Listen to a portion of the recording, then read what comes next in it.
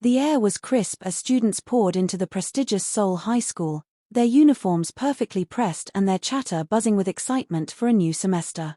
Among the sea of designer bags and polished shoes, Tolu Adeyemi stood out. Not because she didn't fit in, her natural beauty and calm demeanor were striking, but because she was the first Nigerian student to ever walk these halls. Tolu had earned her spot at Seoul High not because of wealth or connections but through sheer intelligence and perseverance. After winning an international science competition at just 16, she was offered a full scholarship to study at the school that produced South Korea's future leaders. But while her academic prowess got her in, Tolu knew blending in would be an entirely different challenge. In the front row of his sleek black sports car sat Song Kang, heir to the Song Group, one of South Korea's largest conglomerates. Handsome, aloof, and untouchable, Song Kang was a magnet for attention. His name alone made the room hush whenever he entered. Yet, for all his wealth, Kang had grown tired of the superficiality of his peers. Everyone wanted to be close to him not because of who he was, but because of what he represented, power and status. He first saw Tolu on a rainy afternoon. She was sitting on a bench, flipping through her notebook under the shelter of a small umbrella. The rain had caught most students off guard, but Tolu seemed unfazed, lost in her studies. For some reason, Kang couldn't look away. Something about her reminded him of a quiet strength he hadn't seen in anyone before. The next day, in the school hallway, Kang's curiosity led him straight to her. "You're Tolu, right? The scholarship student," he asked, his voice steady but intrigued. Tolu looked up, startled. It wasn't every day that the school's most popular boy addressed her directly. "Yes," she replied cautiously. "I heard you beat out thousands to get in here," Kang continued, leaning against the lockers. "Impressive." "Thanks," she said, unsure of his intentions. From that day, Kang made a habit of sitting near Tolu during study sessions or joining her in the library.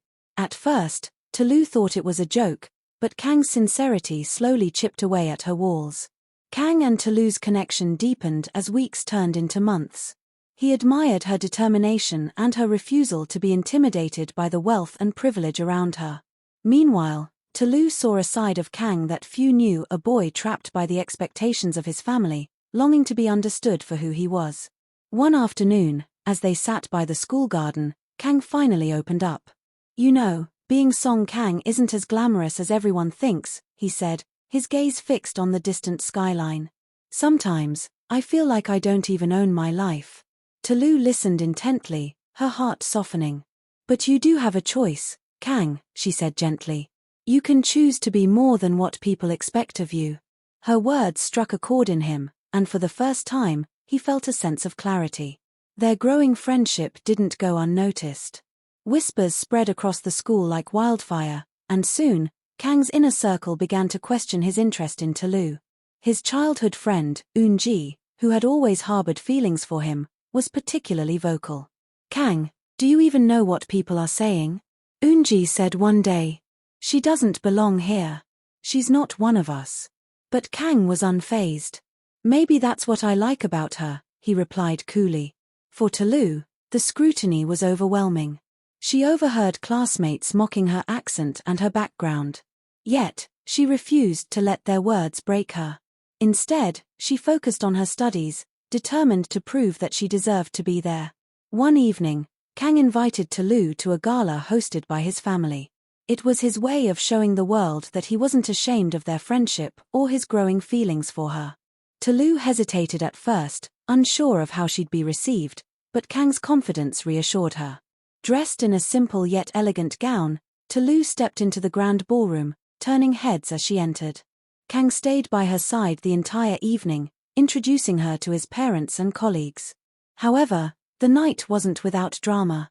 His father, Chairman Song, pulled him aside and said, "You're playing a dangerous game, Kang. She's not suitable for someone of your status." Kang met his father's gaze, unwavering. "I'm tired of living for everyone else.